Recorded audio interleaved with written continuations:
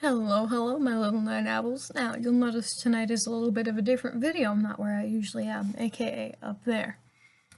That is because tonight's video is sort of a reconciliation video, I'd call it, because I reviewed the wrong play that was entitled Graceland. There are in fact two, probably more, but two specifically, and I read the wrong one.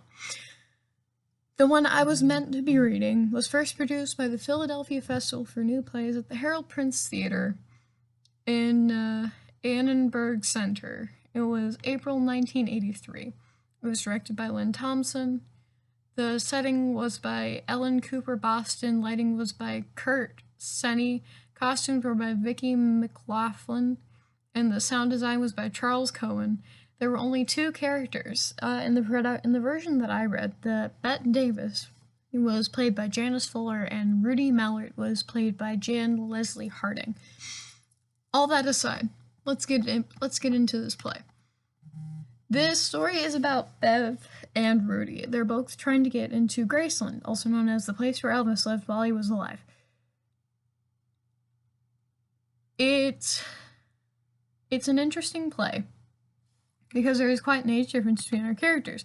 Bev is 42. She was into Elvis when she was like 15. She went to his concert. She saw all of his stuff. She was a super fan. She was like me with the band on my shirt that you can't see because copyright. Then we have Rudy Mallard, who's 22.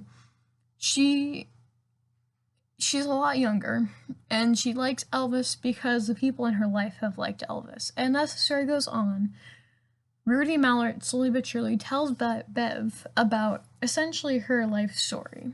She tells her about how her husband says if you don't have a nice rack, you should look like a sideways door when you're standing. She talks about her brother and how her brother loved Elvis and all that stuff. And she just spells her life story as time goes on, just trying to get into this building first. Because she needs to talk to Elvis on Bill's birthday, which is coincidentally the day the house opens up to the public to come in and chill. To see if she can't bring them back from the dead, because she saw it in this movie. And clearly, if you see it in a movie, it's going to be true, right? Alright, that aside. That's the whole point. They're just kind of battling to see who gets in first. The protagonist, I'm going to say my original thought of who the protagonist was. The protagonist is Rudy. The protagonist is Rudy specifically because she wins at the end, and in a good story, the protagonist will always win. That's just how this goes. The basic structure of this play isn't too hard to find. I'm sure if y'all read it, you would be able to spot it. I don't really have time to talk about it as we're already 3 minutes in. TLDR, there are 3 challenges. Rudy wins them in the end, but it starts to look like she's gonna lose them, but then she wins them. It's a very standard sort of male one.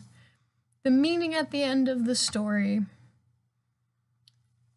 I prefer the ending where Bev sits down and like kind of guards the tent, because that insinuates that they're both gonna get into the house. The ending that is like officially written is the ending where Bev just leaves. She just leaves. She's gone. She says, okay, you're gonna go in, bye. And I'm like, why are you leaving? Why? You could still get in. You'd just be the second person in. Ooh, shocker. Anyway, I have feelings. Overall, I did like this piece. This version was a lot more understandable than the first one. Well, the first one I read anyway. I liked it. It was an interesting thing reading a play with only 2 characters. It made it really easy to keep track of the characters, but it made it difficult to tell which one was going to be the protagonist initially until you get to the end to see who wins.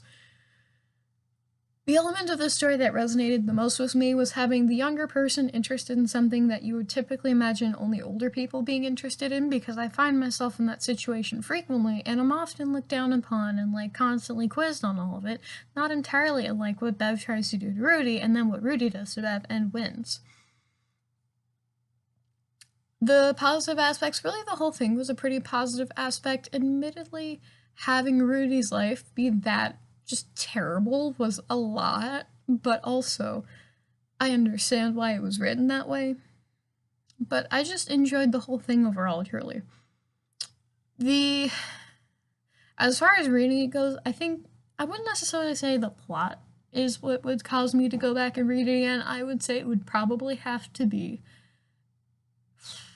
it would probably have to be just kind of the interesting sort of like, I'm gonna say petty way that these two are competing to see who gets into the house first, and their reasonings for why they should each get into the house first. I would recommend any of y'all go read this, assuming you can read and you're okay with getting around a little bit of dialect, because it is written, some of the words are written the way the characters would say them. If you can deal with that, I would definitely recommend reading this play. Alrighty, my night owls. That's all I've got for you tonight, and I want you all to have a great night, sleep tight, and don't let those bedbugs bite.